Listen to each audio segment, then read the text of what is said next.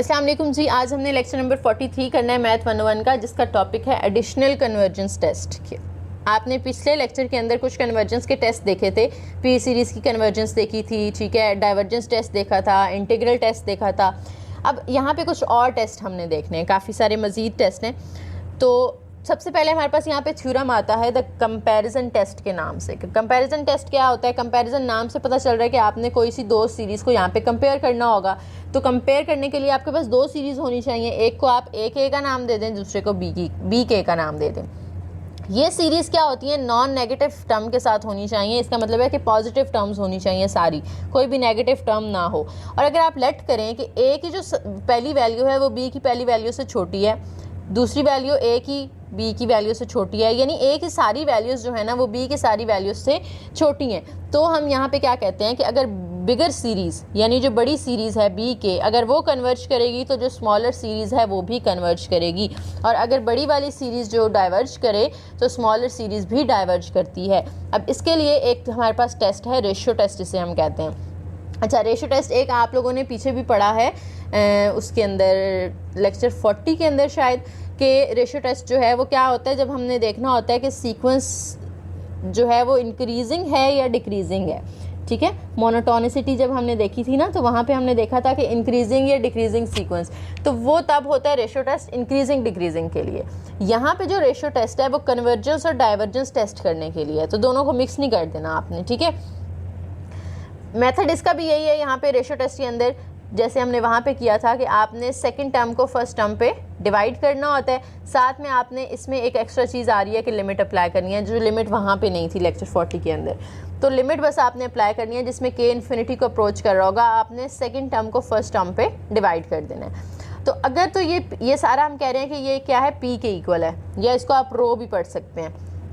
अगर तो इसका आंसर जो है वो 1 से छोटा आता है तो सीरीज़ कन्वर्ज करेगी। अगर इसका आंसर 1 से बड़ा आता है या इन्फिनिटी आ जाता है तो सीरीज़ डाइवर्ज करेगी। और अगर 1 के इक्वल यानी इसका आंसर 1 आ जाए तो फिर वो सीरीज़ जो है कन्वर्ज भी कर सकती है, डाइवर्ज भी कर सकती है। फिर हमें कोई रिज़ल्ट यहाँ से रिसीव नहीं होता, हम कोई रिज़ल्ट कंक्लूड नहीं कर सकते। तो सिर्फ दो कंडीशंस हैं हमारे पास यहाँ पे, लेस देन हो 1 से तो सीरीज़ कन्वर्ज करेगी, ग्रेटर देन हो या अनडिफाइंड आंसर आ जाए तो सीरीज़ डाइवर्ज करेगी। अगर 1 आ जाएगा तो ये टेस्ट फिर फेल हो जाएगा उसको बताने में कि ये कन्वर्ज करिए या डाइवर्ज करिए, फिर हमें कोई और टेस्ट अप्लाई करना पड़ेगा। एग्जाम्पल देखें, use ratio test to determine the convergence और डाइवर्जेंस ऑफ द सीरीज़। यहाँ पे आपको जो सीरीज़ दी हुई है वो क्या है, सिग्मा 1/k फैक्टोरियल। तो यहाँ से देखें हमारे पास ये केथ टर्म दी हुई है ना हमें, तो यानी यू के जो है वो क्या हो जाएगा 1/k फैक्टोरियल। अब हमें रेशियो टेस्ट के अंदर दो चीज़ें चाहिए होती हैं। ऊपर अगर आप देखें, एक यू के चाहिए और दूसरा यू के प्लस 1 चाहिए, यानी उससे आगे वाली टर्म चाहिए। यू के तो हमने लिख लिया, अब इस के की जगह अगर आप के प्लस 1 लिखते हैं तो इस के की जगह भी हमें के प्लस 1 लिखना पड़ेगा, साथ में फैक्टोरियल आ रहा है। फैक्टोरियल में पहले एक लेक्चर में एक्सप्लेन कर चुकी हूँ कि क्या होता है। अच्छा जी, अब हमने वो फॉर्मूला लिखा रेशियो टेस्ट का जिसमें लिमिट के अप्रोच करती है इन्फिनिटी को, you K plus 1 over you के। तो यू के प्लस 1 की वैल्यू लिखें ऊपर, ओवर लगा के यू के की वैल्यू लिखें जो है 1/k फैक्टोरियल, यानी ये दोनों वैल्यूज़ हमने इस तरह से डिवाइड कर दी। अब 1/k प्लस 1 का फैक्टोरियल तो वैसे ही ये साथ में डिवाइड हो रही है ना नीचे वाली वैल्यू, तो मल्टीप्लाई करेंगे तो ऊपर जाके इसका रिवर्स हो जाएगा, k फैक्टोरियल ओवर 1 आ जाएगा। तो ऊपर वाली वैल्यूज़ आपस में मल्टीप्लाई कर दें, नीचे वाली आपस में, तो हमारे पास जो सीक्वेंस बन रही है वो क्या बन रही है, k factorial over k plus 1 का फैक्टोरियल। अब आप इसको ना ओपन कर दें, जैसे मैंने आपको फैक्टोरियल में बताया था कि अगर हमारे पास 10 है और उसका फैक्टोरियल लेना है हमने, तो 10 और उससे पीछे वाली सारी टर्म्स का आपने यहाँ पे फैक्टोरियल ले लेना होता है इस तरह से। ठीक है, सबको मल्टीप्लाई कर देना होता है। तो आप इसको स्टॉप भी कर सकते हैं ना, 10 है, 9 है, 8 पे आप इसको स्टॉप कर दें और 7 फैक्टोरियल लगा दें। इसका मतलब यही है कि आगे वाली सारी टर्म्स इसके अंदर आ रही हैं। तो देखें, आप अगर इसको k कहते हैं तो उससे आगे वाली टर्म कैसे आ रही है, उसमें से 1 माइनस करके, यानी k माइनस 1 होगी। उससे आगे वाली इसमें से 2 माइनस करके आ रही है तो k माइनस 2 हो गया। तो यहाँ पे कहने का मतलब ये है कि अगर k प्लस 1 का फैक्टोरियल है ना, तो उससे आगे वाली टर्म इसमें से 1 माइनस करके आएगी, तो वो -1 + 1 कैंसिल होगा तो k फैक्टोरियल आ जाएगा। यानी हमने जैसे यहाँ पे अगर इसको 8 पे स्टॉप कर दिया ना, तो इसको हमने k पे स्टॉप कर दिया है। अब ऊपर k और ये k कैंसिल हो जाएगा, तो 1/k + 1 बचा। k की लिमिट इन्फिनिटी पुट करें, 1/∞ 0 आ जाएगा। अब 0 क्या है, लेस देन 1 है, तो हमने अभी ऊपर क्या पढ़ा था, अगर p की वैल्यू लेस देन 1 हो तो सीरीज़ क्या करती है, कन्वर्ज करती है। तो ये लेस देन 1 आ गया, इसका मतलब है जो हमारी सीरीज़ है वो क्या है, एक कन्वर्जेंट सीरीज़ है। इसी तरह से एक और एग्जांपल है हमारे पास, सिग्मा k ओवर 2 पार k। ये जो अभी ना 4 एग्जांपल्स हैं यहाँ पे, इनमें से कोई एक आधी आ जाती होती है अक्सर पेपर में, तो सेकंड हम कर रहे हैं यहाँ पे। तो ये हमें सीक्वेंस दी हुई है, फॉर्मूला उसका बेसिकली दिया हुआ है। तो यू के जो होगा वो तो यही होगा ना, k टर्म k ओवर 2 पार k। यू के प्लस 1 क्या होगा, इस k की जगह k प्लस 1 पुट कर दें, इस k की जगह भी k प्लस 1 पुट कर दें, और इस k की जगह भी k प्लस 1 पुट कर दें। अब आपने क्या करना होता है, रेशियो टेस्ट के अकॉर्डिंग k प्लस 1 वाली टर्म को k वाली वैल्यू के साथ डिवाइड करना होता है, और साथ में लिमिट वैसे ही आ जाती है। तो हमने यू के प्लस 1 की जो वैल्यू थी ना, k प्लस 1 ओवर 2 पार k प्लस 1, वो ऊपर रखी, ओवर नीचे यू के की वैल्यू रखनी है जो कि है k ओवर 2 पार k। तो ये k ओवर 2 पार k जब ऊपर जाएगा तो 2 पार k ओवर k हो जाएगा, यानी उसका उलट हो जाएगा। अब यहाँ पे देखें तो ये भी मैंने आई थिंक पहले एक्सप्लेन किया हुआ है कि x और x जब मल्टीप्लाई होते हैं ना तो क्या होता है, एक्स स्क्वायर बनता है। क्यों एक्स स्क्वायर बनता है, क्योंकि उनकी पावर्स ऐड हो जाती हैं, बेसिस सेम होती हैं तो पावर्स ऐड हो जाती हैं। तो अगर इस तरह से लिखा हुआ है तो हम यहाँ से x को 2 दफ़ा लिख के ये पावर्स दोनों अलग अलग कर सकते हैं। तो यहाँ पे भी देखें 2 पावर्स ऐड हो रही हैं, तो आप इस 2 को 2 दफ़ा लिखें और इनकी पावर्स अलग अलग कर लें, 2 के साथ k अलग कर लें और इसकी पावर 1 अलग कर लें। ठीक है, 1 लिखने की ज़रूरत वैसे नहीं है, साथ में जो बाकी सारी टर्म्स हैं वो वैसे ही। अब 2 पर k के साथ कैंसिल हो जाएगा, तो ऊपर हमारे पास बचता है k प्लस 1 और नीचे बचता है ये वाला 2, क्योंकि 2 पर 1 2 ही होता है, साथ में ये k है, 2k आ गया। अब आपने क्या करना है, इस k के साथ 2k अलग कर लेना है, प्लस इस 1 के साथ 2k अलग कर लेना है। k और k कैंसिल हो जाएगा तो 1/2 बचा, यहाँ पे 1 ओवर 2k बच गया। अब आपने लिमिट पुट कर देनी है इन्फिनिटी, इस k की जगह इन्फिनिटी पुट करेंगे, 1 ओवर इन्फिनिटी 0 हो जाएगा, ये 1/2 वैसे ही, तो 1/2 आंसर आ गया। 1/2 को अगर हम पॉइंट्स में कन्वर्ट करें तो 0.5 आता है ना, तो ये क्या है 0.5 लेस देन 1 है। तो अगर आंसर लेस देन 1 हो तो सीरीज़ क्या करती है, कन्वर्ज करती है। सिर्फ रेशियो टेस्ट की बात हो रही है, रेशियो टेस्ट के अंदर अगर आंसर लेस देन 1 है तो सीरीज़ कन्वर्ज करेगी। नेक्स्ट आपके पास एक और यहाँ पे सिग्मा की फॉर्म में दिया हुआ है फंक्शन, और आपसे कहा गया है दोबारा से कि आपने बताना है रेशियो टेस्ट को यूज़ करते हुए कि कन्वर्ज कर रही है सीक्वेंस या सीरीज़ या डाइवर्ज कर रही है। तो देखें ये वाली तो यू के हो जाएगी ना, k पार k ओवर k फैक्टोरियल, ये यू के हो गया। अब इस k की जगह अगर हम k प्लस 1 पुट करते हैं तो ये 3k आ रहे हैं, इन तीनों की जगह आपने k प्लस 1 पुट कर देना है।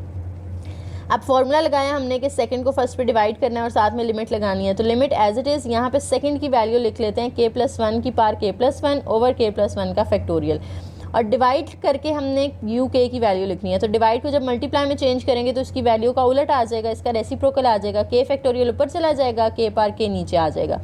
अब यहाँ पे दोबारा से देखें पावर्स 2 प्लस हो रही हैं, तो हम k प्लस 1 को 2 दफ़ा लिख के उसकी पावर्स अलग अलग कर सकते हैं, k अलग कर लें 1 अलग कर लें, जैसे अभी हमने ऊपर भी किया था। और नीचे ये जो k प्लस 1 फैक्टोरियल है, ये हमने अभी ऊपर खोला था ना k प्लस 1 का factorial, k plus 1 as it is और साथ में k फैक्टोरियल, उससे अगली टर्म आ जाएगी। इनको ऐसे ही रहने दिया, ये तो हो गए यहाँ पे कैंसिल, k प्लस 1 भी कैंसिल हो जाएगा। तो हमारे पास क्या बचा, k प्लस 1 ओवर k, और दोनों की पावर क्या रह गई है, k रह गई है। ठीक है, तो दोनों की पावर सेम आ रही है तो हम उसको होल ब्रैकेट के साथ बाहर भी लिख सकते हैं। अब आप क्या करें, इसके अंदर k के साथ k अलग कर लें और इस 1 के साथ k अलग कर लें, k और k कैंसिल हो जाएगा। तो यहाँ पे हमारे पास बचा 1 प्लस 1 ओवर k। अब जिन्होंने सेकेंड ईयर में शायद है ये फर्स्ट ईयर में, सेकेंड ईयर में मेरे ख्याल में, सेकेंड ईयर के मैथ अगर पढ़ी आप लोगों ने तो आपको अगर याद हो, लिमिट अगर आपके पास होती है ना k अप्रोचेस टू इन्फिनिटी, तो आपके पास एक फंक्शन लिखा हुआ है जैसे 1 और साथ में 1 ओवर n, और यहाँ पे n की हम लिमिट लगा देते हैं। ठीक है, और यहाँ पे अगर पावर में लिखा हुआ है n, तो ये सारा इक्वल टू e होता है। ठीक है, अगर जिन्होंने पढ़ा हुआ उनको तो याद आ गया होगा, जिन्होंने नहीं भी पढ़ा तो वो यहाँ से समझ लें कि जब आप लिमिट लगाते हैं किसी ऐसे फंक्शन के साथ जिसमें पहला नंबर 1 होना चाहिए और दूसरा नंबर जो भी है ना उसका रेसिप्रोकल उसकी पावर में हो, यानी ये 1 ओवर n है, इसका रेसिप्रोकल क्या होगा, n ओवर 1 होगा, तो ये इक्वल बन जाता है e के। अगर यहाँ पे 1 ओवर 2n होता, उसका रेसिप्रोकल क्या होता, 2n ओवर 1, तो वो 2n पावर में होता, फिर भी ये सारा किसके इक्वल होता, e के इक्वल होता। अगर हम कहते हैं कि यहाँ पे 3/2n है तो उसका रेसिप्रोकल 2n/3 होगा, तो पावर में उसका रेसिप्रोकल अगर मौजूद है तो फिर भी ये सारा किसके इक्वल होगा, e के। तो बेसिकली यहाँ पे ये फॉर्मूला क्या कहता है कि आपके पास अगर पहली टर्म 1 है और साथ में जो भी टर्म दी हुई है उसका रेसिप्रोकल अगर पावर में गिवन है तो ये जो लिमिट वाली टर्म होती है सारी ये क्या बन जाती है, ई बन जाती है। और ई की वैल्यू आपको याद होनी चाहिए ज़बानी 2.71 होती है। 2.71 आपको यहाँ से नज़र आ रहा है 1 से बड़ा है, और अगर पी की वैल्यू 1 से बड़ी आ जाए तो सीरीज़ क्या करती है, डाइवर्ज करती है। फोर्थ एग्जाम्पल देखें इसकी, सिग्मा 2k फैक्टोरियल ओवर 4 पार के। यहाँ पे ये वाली तो के टर्म हो जाएगी। अब इस के की जगह k+1, इस के की जगह k+1 और नीचे इस के की जगह k+1, ठीक है। तो यहाँ पे ये 4 है, ये जो टर्म है ना ये 4 है।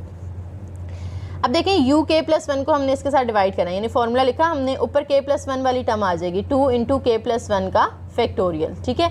और नीचे 4 पार k+1 है। इधर ये डिवाइड हो रही है टर्म, जब हम मल्टीप्लाई करेंगे तो इसका रेसिप्रोकल आ जाएगा, 4 पार के ऊपर चला जाएगा और 2k का फैक्टोरियल जो है वो नीचे आ जाएगा। 2 को अंदर मल्टीप्लाई कर दें, 2k + 2 फैक्टोरियल 4 पार के ओवर नीचे जो दोनों के साथ पावर ऐड हो रही है ना, तो हम 4 को 2 दफ़ा लिख के दोनों पावर्स अलग अलग कर सकते हैं। अब यहाँ पे जो 4 पार के है ये तो कट हो गया, ऊपर 2k + 2 है, तो इससे आगे वाली टर्म फैक्टोरियल में मैंने बताया था ना आगे वाली टर्म कैसे आती है, उसमें से 1 माइनस करके आती है। तो 2k + 2 में से आप क्या करें, 1 माइनस कर दें, तो 2k + 2 तो वैसे ही आएगा। उससे आगे वाली टर्म जैसे देखें ना 10 फैक्टोरियल होता है तो 10 तो लिखते हैं हम, उसके बाद उसमें से 1 माइनस करके लिखते हैं, फिर उससे अगली जो है उसमें से 2 माइनस करके लिखते हैं। तो यहाँ पे भी देखें 2k + 2 तो वैसे ही आया जैसे 10 आया था, फिर इसमें से 1 माइनस करना है, तो 2 - 1 करेंगे तो 2k + 1 आ जाएगा। फिर उसमें से 2 माइनस करना है तीसरी टर्म के लिए, तो इसमें से 2 माइनस करेंगे तो -2 + 2 कैंसिल होकर सिर्फ क्या बचेगा, 2k, और इसको यहाँ पे हम स्टॉप कर सकते हैं। अब ये 2k का फैक्टोरियल नीचे इसके साथ कैंसिल हो गया, तो हमारे पास आंसर जो है ये 4 कांस्टेंट था, हमने बाहर निकाल लिया। लिमिट अंदर सिर्फ इन दोनों पे लगेगी, ठीक है। अब लिमिट हमें क्या दी हुई है, के इन्फिनिटी को अप्रोच कर रहा है, अगर हम इधर के की जगह इन्फिनिटी पुट करते हैं तो हमारा पूरा आंसर किसके अंदर आ जाता है, इन्फिनिटी के अंदर। जब आंसर इन्फिनिटी आए या अनडिफाइन आए तो फिर हम कहते हैं कि सीरीज़ डाइवर्ज कर रही है। नेक्स्ट है determine whether the series 1 + 1/3, 1/5, 1/7 up to 1/2k - n क्या ये कन्वर्ज करती है या डाइवर्ज करती है, ये आपने बताना है। तो देखें यहाँ पे जो हमारी केथ टर्म है ना वो हमने लिखनी है UK, वो आ गई हमारे पास।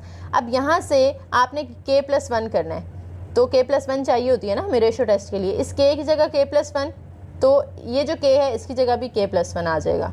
तो 2 × इस k की जगह k + 1, ये -1 साथ में वैसे ही है, 2 को अंदर मल्टीप्लाई कर दें, 2k + 2 - 1 आ जाएगा, 2 - 1 1 होता है, तो 2k + 1, ये आपके पास UK + 1 की वैल्यू आ गई।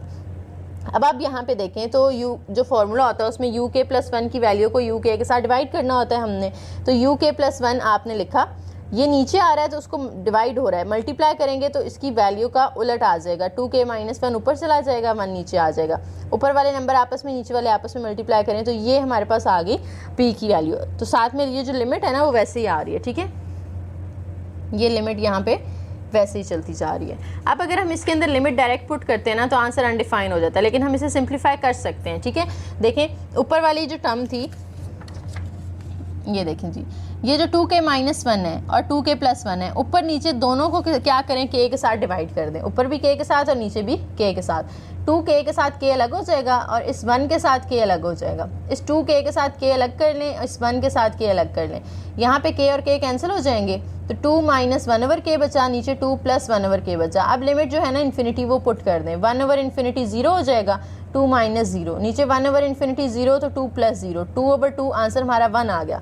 तो हमने पढ़ा था कि अगर रेशो टेस्ट का आंसर = 1 आ जाए, यानी 1 के इक्वल आ जाए, तो फिर हमें वो कोई इन्फॉर्मेशन प्रोवाइड नहीं करता। अगर <1 है तो कन्वर्जेंट होगा, >1 है तो डाइवर्जेंट होगी सीरीज़। लेकिन अगर = 1 आ जाता है तो हमें इससे कोई रिजल्ट नहीं मिल रहा, हमें नहीं पता चल रहा कि ये कन्वर्जेंट है या डाइवर्जेंट है, तो हम यहाँ पे कोई और टेस्ट अप्लाई करेंगे। तो हमने इंटीग्रल टेस्ट अभी पढ़ा है, वो हम अप्लाई कर लेते हैं। इंटीग्रल टेस्ट देखें हमारे पास क्या होता है कि हमने इंटीग्रेशन करनी है, वो जो फंक्शन हमें दिया हुआ था यहाँ पे 1/2k - 1, तो k को हमने रिप्लेस कर देना होता है x के साथ, तो यहाँ पे 2x - 1 आ जाएगा, ठीक है। लिमिट्स 1 से इन्फिनिटी तक, साथ में dx। अब 1 के नीचे अगर यहाँ पे साथ में देखें जो टर्म आ रही है उसका डेरिवेटिव होना ज़रूरी है ना, साथ में जिसकी आप इंटीग्रेशन कर रहे हैं उसका डेरिवेटिव साथ में होना ज़रूरी है। इसका डेरिवेटिव क्या आएगा, 2 × 1 - 0, तो 2 आएगा, वो 2 आपने खुद यहाँ पे मल्टीप्लाई भी कर दिया और बाहर डिवाइड भी कर दिया। अब जो डिवाइड किया है वो बाहर ही रहेगा।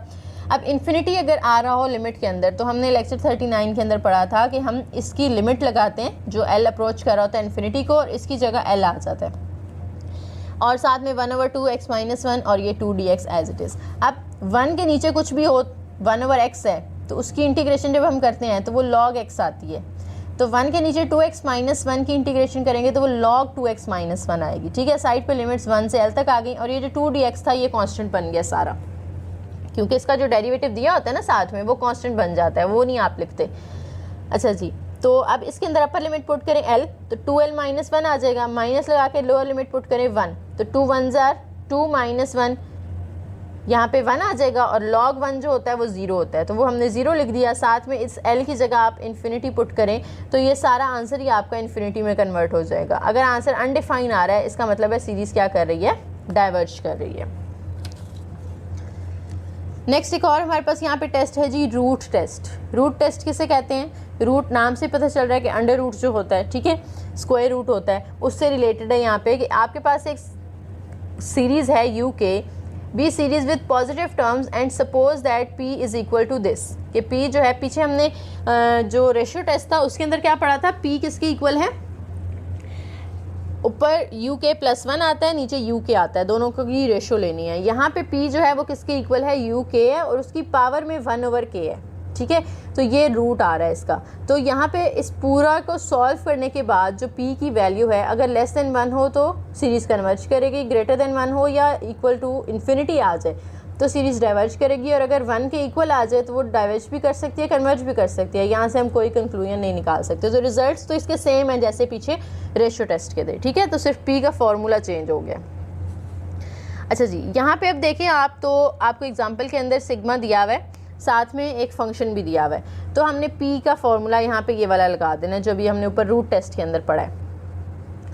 तो रूट टेस्ट के अकॉर्डिंग UK की पावर 1/k होती है, तो UK तो हमारे पास ये है, तो इस UK की जगह जो है ना आपने उसकी वैल्यू पुट कर देनी है, ये वाली सारी पावर के साथ। बाहर जो 1/k है वो एज इट इज़, लिमिट जो थी वो भी एज इट इज़। अब ये k और 1/k ये तो कैंसिल हो जाएंगे, तो हमारे पास जो लिमिट है वो सिर्फ किस पे अप्लाई होगी, 4k - 5/2k+1। तो अब डायरेक्ट अगर पुट करते हैं तो आंसर अनडिफाइन हो जाता है। ठीक है, अनडिफाइन आंसर आ सकता है क्योंकि वो डाइवर्ज कर सकती है ना, लेकिन अगर वो मैनिपुलेट होती है तो उसको आपने सिंप्लीफाई करना है।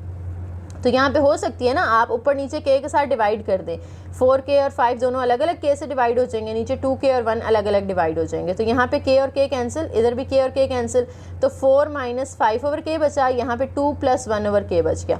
अब k जो है वो इन्फिनिटी को अप्रोच कर रहा है, यहाँ इन्फिनिटी पुट करेंगे, समथिंग ओवर इन्फिनिटी 0, 4 - 0 4 आ गया।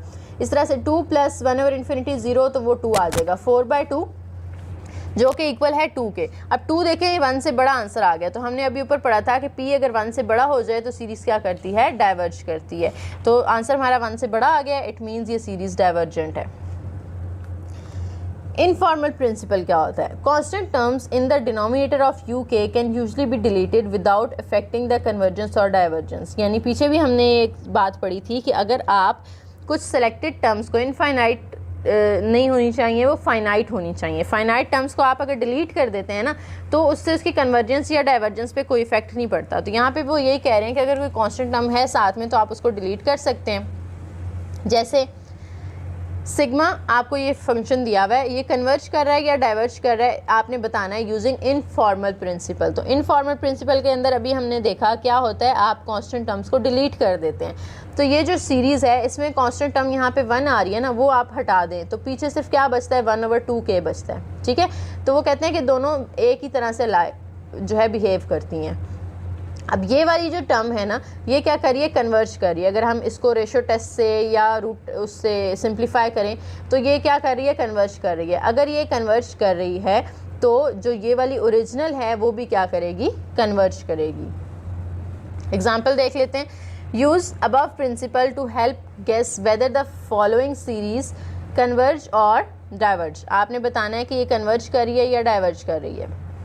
तो देखिए ये हमारे पास है, यहाँ से आपने क्या करना है, ये वाली टर्म डिलीट कर देनी है। यानी जो बड़ी पावर होती है ना वो आपने रखनी होती है, छोटी को आप डिलीट कर सकते हैं। तो डिलीटिंग 2k, तो 1/³ 3 बचेगा। अब जो अंडर रूट होता है उसका मतलब होता है कि उसकी पावर 1/2 है, तो आपने पावर उसकी लगा दी 1/2। अब 3 1s are 3/2 उसकी पावर आ गई, ठीक है। तो ये यहाँ पे हम पी सीरीज़ वाला रूल अप्लाई कर सकते हैं कि पावर में आ रहा है ना, कुछ पावर में आ रहा है, तो पावर हमारी 3/2 है, तो 3/2 तो 1 से बड़ा आता है क्योंकि इसका आंसर 1 पॉइंट समथिंग है। तो अगर p की वैल्यू पावर रूल के अंदर, p सीरीज़ के अंदर अगर p की वैल्यू 1 से बड़ी हो तो सीरीज़ क्या करती है, कन्वर्ज करती है। इनको मिक्स नहीं करना, आप लोगों ने अच्छे से देख लीजिएगा, ये p जो है ये पावर सीरीज़ वाला है, ठीक है। ये अगर 1 से बड़ा होगा ना तो सीरीज़ कन्वर्ज करेगी, लेकिन जो रूट टेस्ट है और रेशो टेस्ट है उसमें अगर ये लेस देन 1 हो p की वैल्यू फिर वो कन्वर्ज करती है। तो दोनों को मिक्स नहीं करना आपने, अच्छे से इनके अंदर जो है ना डिफरेंस समझ लीजिएगा। ओरिजिनल सीरीज़ जो होगी वो भी क्या करेगी, कन्वर्ज करेगी। अगर इसका जो हाफ पार्ट हमने लिया था आधा डिलीट करने के बाद, अगर ये कन्वर्ज कर रही है तो जो ओरिजिनल थी वो भी क्या करेगी, कन्वर्ज करेगी। उसके बाद आ जाता है limit comparison test. Limit comparison test के अंदर क्या होगा, ये वैसे ही है जैसे हमने पीछे कंपैरिजन टेस्ट किया है ना। अब लिमिट कंपैरिजन के अंदर क्या है कि आपने दो फंक्शंस लिए हैं, दो सीरीज़ ली हैं ए के और बी के। तो पी का फॉर्मूला यहाँ पे हम इस तरह से लिखते हैं कि लिमिट के अप्रोच करेंगे, बी ए के वाला फॉर्मूला ऊपर आता है, बी के वाला नीचे आता है। अगर तो इनको सॉल्व करने से जो पी की वैल्यू यानी इनका जो आंसर है वो फाइनाइट हो, यानी एक वेल डिफाइंड नंबर हो और 0 से बड़ा हो, तो सीरीज़ कन्वर्ज करेंगी, ठीक है। दोनों ए के और बी के दोनों कन्वर्ज करेंगी। और अगर फाइनाइट और 0 से बड़ा आंसर नहीं आता तो फिर वो क्या करेगी, डाइवर्ज करेगी। एग्जांपल देख लें, use limit comparison to test whether sigma converges और डाइवर्जेस। आपने बताना है कि ये कन्वर्ज कर रहा है या डाइवर्ज कर रहा है। तो उसके लिए देखें आपने क्या करना है, यहाँ से ये टी के जो है ये डिलीट कर देना है, तो सिर्फ 1/2 के स्क्वायर बचा हमारे पास। 1/2 तो कांस्टेंट है, बाहर आ जाएगा, अंदर सिर्फ 1/k² बचेगा। तो ए के जो था वो हमारे पास ये था, यानी जो ओरिजिनल टर्म थी उसको हम ए के कह देते हैं, और जो न्यू बनी है हमारे पास उसको हम बी के कह देते हैं, ठीक है। तो ए के और बी के आ गया हमारे पास। अब हम फॉर्मूला लगा लेते हैं। फॉर्मूले के अकॉर्डिंग ए के को बी के पे आपने डिवाइड कर देना है।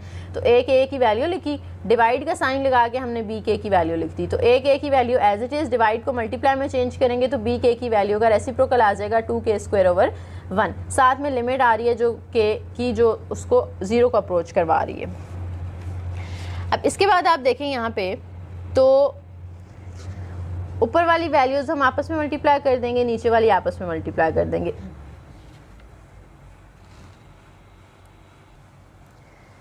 मल्टीप्लाई करने के बाद आप देखें कि ये जो हमारे पास टर्म आई है यहाँ पे आप इसको डिवाइड कर सकते हैं ना k² के साथ। वैसे तो हम k के साथ डिवाइड करते थे, लेकिन यहाँ पे क्योंकि k² है तो हमने ऊपर और नीचे k² के साथ डिवाइड कर देना है। इसको k² के साथ डिवाइड करेंगे तो ये कट होकर सिर्फ क्या रह जाएगा 2।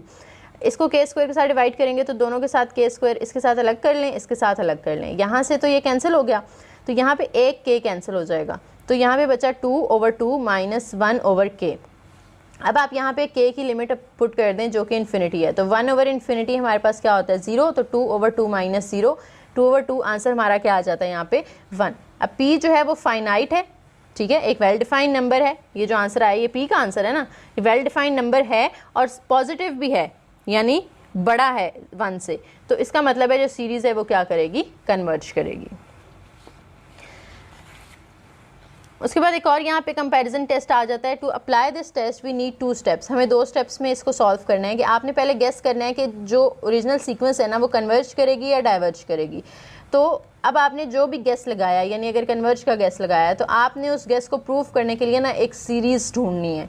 अगर आपका गेस जो है वो डाइवर्जेंट है तो आपने एक डाइवर्जेंट सीरीज़ ढूंढनी है जिसमें जितनी भी टर्म्स होंगी ना वो स्मॉलर देन होंगी यू के, जो आपने शुरू में एक टर्म ली है उससे छोटी वैल्यूज़ होंगी। लेकिन अगर आपका गेस है कि वो कन्वर्जेंट है तो आपने एक कन्वर्जेंट सीरीज़ फाइंड करनी है जिसमें सारी आप उससे बड़ी वैल्यूज़ लेंगे। कन्वर्जेंट के अंदर बिगर वैल्यूज़ लेनी होती हैं, डाइवर्जेंट के अंदर आपने स्मॉलर वैल्यूज़ लेनी होती हैं। जैसे यहाँ पे देखें सिग्मा 1/k - 1/4 है, तो आपने यहाँ पे कंपैरिजन टेस्ट यूज़ करना है इसी कन्वर्जेंस या डाइवर्जेंस शो करने के लिए। तो ये जो हमारे पास सीरीज़ थी ना इसमें से हमने 1/4 डिलीट कर दिया, तो हमारे पास पीछे क्या बचा, ये जो सीरीज़ थी इसमें से 1/4 डिवाइड करेंगे तो 1/k बचेगा। तो अब देखें फिर भी ये वाली टर्म बड़ी है। क्यों बड़ी है? क्योंकि डिनोमिनेटर में आंसर जितना बड़ा होता है ना उसका आंसर उतना ही छोटा आता है, ठीक है। तो यहाँ पे अगर ये वैल्यू k है तो ये बड़ी है ना, इसमें से कुछ माइनस हो रहा है तो ये छोटी हो जाएगी। ओवर के नीचे छोटी वैल्यू है तो इसका आंसर बड़ा आएगा, ओवर के नीचे बड़ी वैल्यू है तो इसका आंसर छोटा आएगा। देखें अगर आप 1/2 करते हैं और एक में 1/5 करते हैं इसका आंसर आता है 0.5, इसका आंसर आता है 0.2। तो नीचे वैल्यू छोटी थी लेकिन उसका आंसर बड़ा आया है। अगर नीचे वैल्यू बड़ी होगी तो उसका आंसर छोटा आएगा। तो यहाँ पे यही बात हो रही है कि नीचे छोटी वैल्यू है तो उसका बड़ा आंसर होगा, ये बड़ी वैल्यू है तो उसका छोटा होगा। ये छोटी क्यों है? क्योंकि इसमें से कुछ माइनस हो रहा है ना, के में से। अगर ये 10 था तो 10 में से माइनस हो रहा है कुछ, तो वो तो 10 से छोटी वैल्यू आएगी फिर। अब यहाँ पे देखिए, it behaves like divergent harmonic series. देखने से तो हमें लग रहा है 1/k, अभी हमने पीछे भी देखा था हार्मोनिक सीरीज क्या होती है, डाइवर्जेंट होती हैं। तो देखने से हमें लग रहा है कि ये डाइवर्जेंट हार्मोनिक सीरीज है, ठीक है। तो अगर ये डाइवर्जेंट है, हमने यहाँ पे गेस लगाया कि ये डाइवर्जेंट है, तो अब हमने इसको जो है वो ठीक प्रूफ भी करना है। उसके लिए आप क्या करें, डाइवर्जेंट के लिए हमने पीछे देखा था कि आपने स्मॉलर टर्म लेनी होती है। तो अगर ये 1/k है तो उससे स्मॉलर टर्म है ये 1/k-4, ठीक है। ये नीचे वाली वैल्यू जो है ये छोटी है ना उससे, k से, k-1/4। तो हम इसको क्या करेंगे, इससे क्या करते हैं, एक डिलीट कर देते हैं टर्म। अभी हमने कहा कि ये वाली टर्म जो है ये बड़ी है और ये वाली छोटी है, 1/k-1/4। अगर सिर्फ k की बात करें ना तो सिर्फ k बड़ा है और ये छोटा है, लेकिन पूरी बात करें तो फिर ये छोटी हो जाएगी और ये वाली बड़ी हो जाएगी।